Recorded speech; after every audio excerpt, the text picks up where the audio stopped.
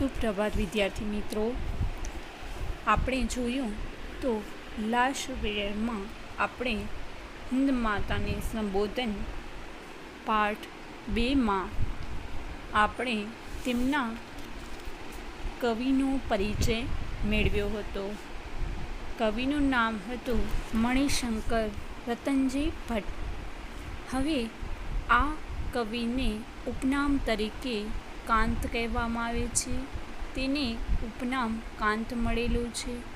આપણે તેમના પરિચયમાં જોયું તો આ જે હિન્દ માતાને સંબોધન કવિતા છે એમાં કવિ પોતાના રાષ્ટ્રભક્તિના ભાવોને પ્રદર્શિત કર્યા છે.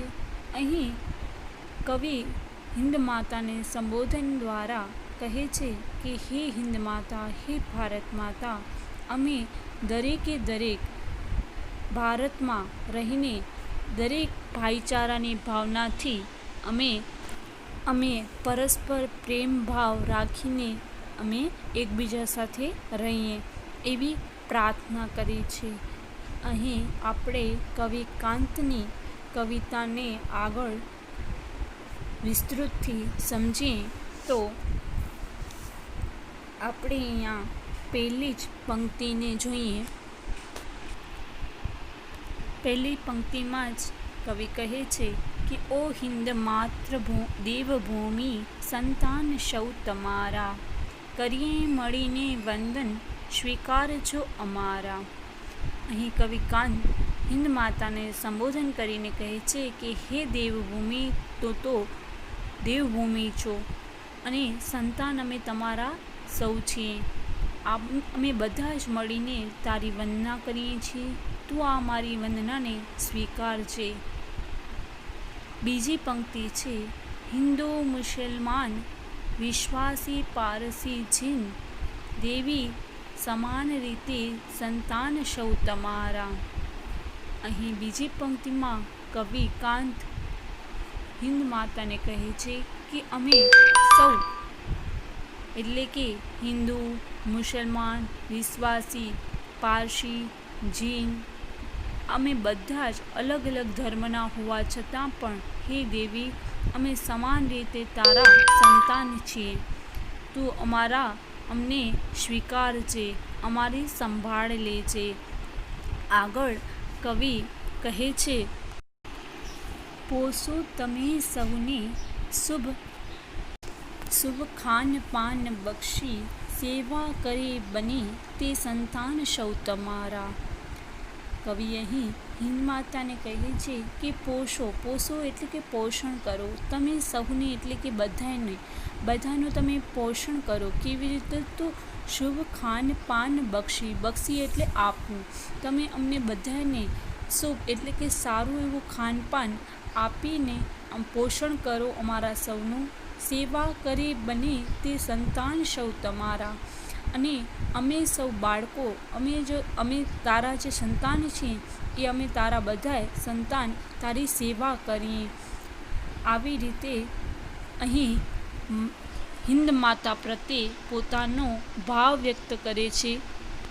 આગળ કવિ કહે છે કે રોગી અને નિરોગી, નિર્ધન અને તવંગર, જ્ઞાની અને નિરક્ષર, સંતાન સૌ તમારા.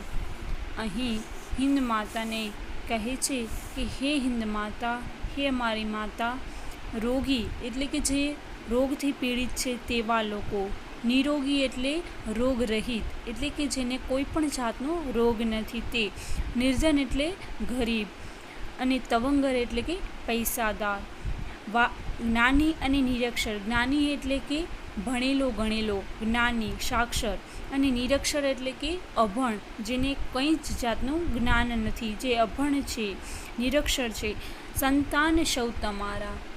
કવિ કહે છે કે હે હિન્દ માતા, રોગી હોય કે નિરોગી હોય, નિર્ધન હોય કે તવંગર એટલે કે પૈસાદાર હોય, જ્ઞાની હોય કે નિરક્ષર હોય એટલે કે જ્ઞાની ભણેલો ગણેલો હોય અથવા અભણ હોય, બધા જ સંતાન અમે તમારા છીએ. હે હિન્દ માતા, અમે સૌ તારા સંતાન છીએ. અમારામાં કોઈ પણ જાતની ખોડખાં પણ હોય, કોઈ પણ જાતનું ખામી હોય, છતાં પણ અમે તારા છીએ. અમે સૌ સમાન રીતે તારા સંતાન છીએ. આગળ કવિ કહે છે, વાલ્મીકી, વ્યાસ, નાનક, મીરા, કબીર, તુલસી, અકબર, શિવાજી, માતા, સંતાન સૌ તમારા. અહીં કવિ કહે છે કે વાલ્મીકી એટલે કે સૌથી મોટા મહાન કવિ એટલે કે વાલ્મીકી. આપણે વાલ્મીકી વિશે તો બધા જ જાણીએ છીએ, સૌ કોઈ વાલ્મીકીને ઓળખે જ છે. વાલ્મીકી, આપણને ખ્યાલ છે કે વાલ્મીકી એ સૌ પ્રથમ એક લૂંટારો હતો, વાલિયો લૂંટારો. અને પછી એક વખત તે નારદ મુનિની સલાહથી ના કહેવાથી તે વાલ્મીકી ઋષિ બની જાય છે અને રામાયણની રચિતા કરે છે. તેમનું જીવન આખું પરિવર્તન થઈ જાય છે. આવી રીતે રામાયણના રચિતા એવા મહાન વાલ્મીકી, તે આગળ પછી રામાયણમાં જ્યારે રામ સીતા વનમાંથી પાછા આવે છે અને અયોધ્યામાં સીતાજીનો ત્યાગ થાય છે, ત્યારે સીતાજી જ્યારે વનમાં પાછા જાય છે ત્યારે વાલ્મીકી ઋષિના આશ્રમમાં આશ્રય લે છે. અને ત્યારે પણ વાલ્મીકી સીતાજીને આશ્રય આપીને તેમના બંને પુત્રો લવ અને કુશને શિક્ષણ આપે છે અને તેમના પણ ગુરુ બને છે. આવી રીતે વાલ્મીકી એ આપણા મહાકાવ્ય એવા રામાયણના રચિતા છે. આગળ કવિ કહે છે કે વ્યાસને પણ આપણે સૌ ઓળખીએ છીએ.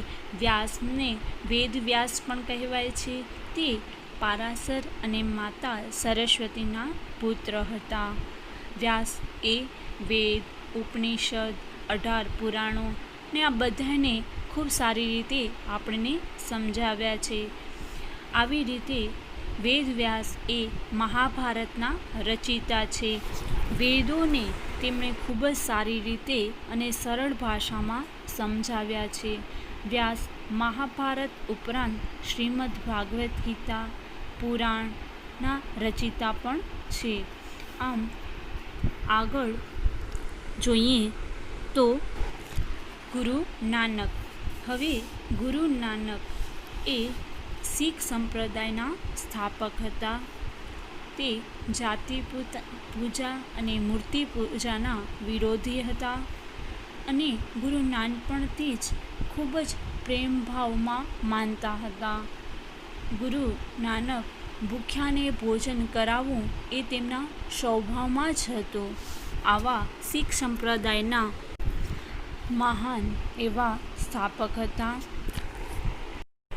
આગળ જોઈએ તો મીરાબાઈ તો સૌ કોઈ ઓળખે જ છે. મીરાબાઈથી કોણ જાણે છે? તમે બધા જ મીરાબાઈની ઘણી બધી કવિતાઓ, એમના પદો અને એના ભજનો આપણે આગળના ધોરણમાં પણ ભણી ગયા છીએ. તમને સૌને ખ્યાલ છે કે મીરાબાઈ એક કૃષ્ણ ભક્ત હતા. તેમણે પોતાનું જીવન આખું કૃષ્ણ ભક્તિમાં વિતાવ્યું હતું.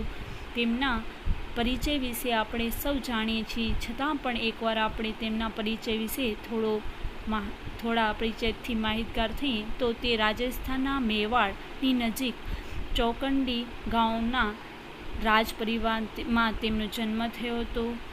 તેમજ તેમની ઘણી બધી કવિતાઓ આપણને યાદ પણ છે, જેમ કે રામ રાખે તેમ રહીએ, રામ રાખે તેમ રહીએ, રામ રમકડું જડ્યું અમને તો, રામ મેરે गिरिधर गोपाल दूसरा न कोई, ઝેર પીધા મેં તો જાણી.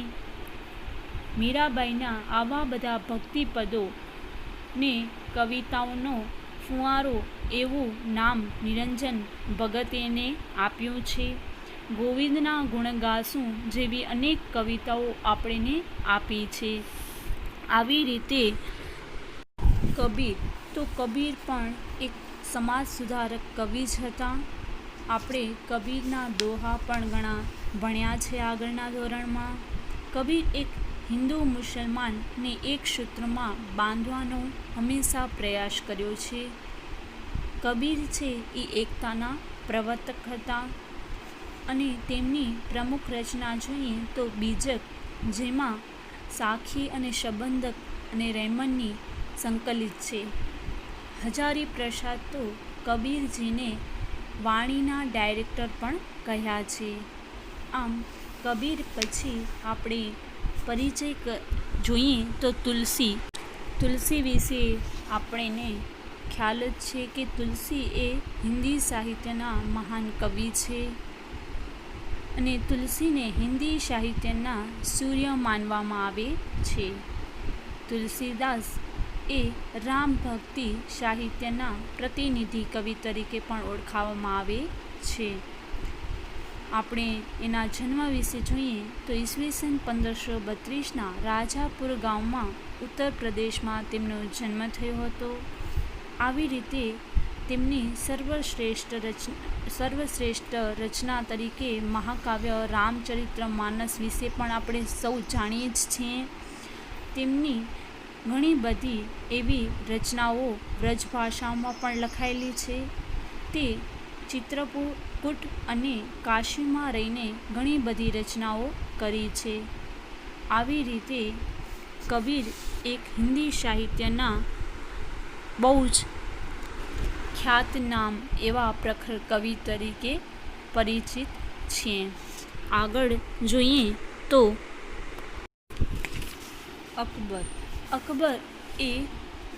અકબર વિશે તો આપણે ઘણું બધું જાણીએ છીએ. અકબર વિશે આપણને ઘણા બધા પાઠો પણ તમારા સમાજ વિદ્યામાં ભણવામાં આવતા જ હશે. અકબર એ મુગલ સામ્રાજ્યના સમ્રાટ હતા અને તેમજ હુમાયુના પુત્ર એટલે કે અકબર. તેમનો જન્મ પણ 15 ઓક્ટોબર 1542ના થયો હતો. આવી રીતે અકબર એક બહુ જ મોટા યોદ્ધા હતા. તેમના અને મહારાણા પ્રતાપ વચ્ચે એટલે કે અકબર અને મહારાણા પ્રતાપ વચ્ચે હલ્દીઘાટીનું યુદ્ધ પણ થયું હતું, જેમાં મહારાણા પ્રતાપની હાર થઈ હતી. અકબરના પુસ્તકો જોઈએ તો તે પોતાના ઘણા બધા એવા પુસ્તકોની રચનાઓ તેમના સમયમાં થયેલી જોવા મળે છે. તેમજ તેમણે પોતાના સમયમાં એક પ્રથા પણ રાખી હતી કે દરેક પ્રાચીન ગ્રંથોના અનુવાદ કરવાનું. હવે એમાં આપણા એવા કાવ્ય રામાયણ અને મહાભારતનું પણ અનુવાદ તેમના સમયમાં થયેલું છે. તેમના સ્થાપત્યો વિશે પણ આપણને ખ્યાલ જ છે કે દિલ્હીમાં હુમાયુનો મકબરો, આગ્રામાં લાલ કિલ્લો, આવા તો અનેક પ્રકારના તેમના સમયમાં સ્થાપત્યો રહેલા છે. આપણે સૌ અકબર અને બિરબલની વાર્તાઓ ઘણી સાંભળી છે ને તમે બધાય જ લોકોએ. દરેકે નાનાથી મોટાને દરેકને અકબર બિરબલની વાર્તાઓ ખૂબ જ ગમે છે, ખૂબ પ્રિય લાગે છે. એવી રીતે અકબરના રાજ્યમાં 9 રત્નો પણ હતા. તેમાંનો એક રત્ન એટલે કે બિરબલ. હવે આ બિરબલ સિવાય એવા ઘણા બધા એટલે કે બીજા 8 રત્નો પણ હતા, જેમાં બીજા નંબરે તાનસેનનું પણ નામ આવે છે. તાનસેન એટલે કે સંગીતના મહાન સંગીતકાર. હવે આવી રીતે અકબરના રાજ્યમાં એવા બીજા 9 રત્નો એટલે કે બીજા હજી 7 રત્નો પણ હતા, જે ખૂબ જ મહાન અને પ્રખ્યાત હતા. આગળ જોઈએ તો મહારાજા શિવાજી. છત્રપતિ શિવાજીના જીવનમાં સૌથી મહત્ત્વનો જો ફાળો કોઈનો હોય તો તે છે તેમની માતા જીજાબાઈ. મહારાજા શિવાજી તે મહારાઠા સામ્રાજ્યના શાસક હતા. મહારાજા શિવાજી છે એમનો જન્મ શિવનેરના કિલ્લામાં એટલે કે પૂનામાં ઈસવીસન 1627માં થયો હતો. જે છત્રપતિ શિવાજી મહારાજ હતા તેમના વિશે કહેવાયું છે કે તે ગોરીલા યુદ્ધ માં માહિર હતા, એટલે કે જંગલોમાં છુપી રીતે શત્રુ પર પ્રહાર કેવી રીતે કરવો, સંતાઈને શત્રુ ઉપર કેવી રીતે વિજય પ્રાપ્ત કરવો તેમનામાં ખૂબ જ માહિર હતા.